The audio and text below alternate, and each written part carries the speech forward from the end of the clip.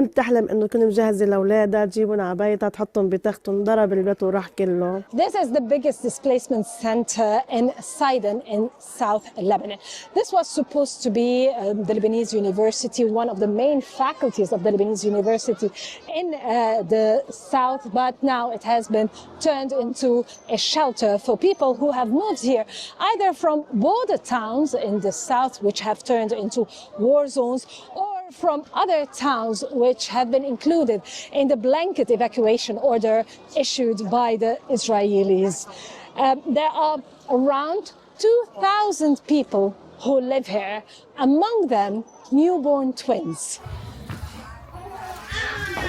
مهدي حمود، كان شهرين عم جهز للأولاد، جهزت لهم جهازهم وتختهم وخزنتهم ليوم من 2 الشهر. كنت بعدني بالشهر الثامن حامل يعني، وتهجرنا.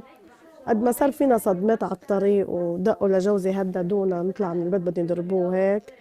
فهون صار عندي وضع، وصار ولدت قبل وقتي أنا يعني، فوق كل هيدا انضرب البيت يعني، كل شي جهزته هالشهرين، وكنت متأملة إني أرجع ألاقيهم ولبسهم إياهم يعني.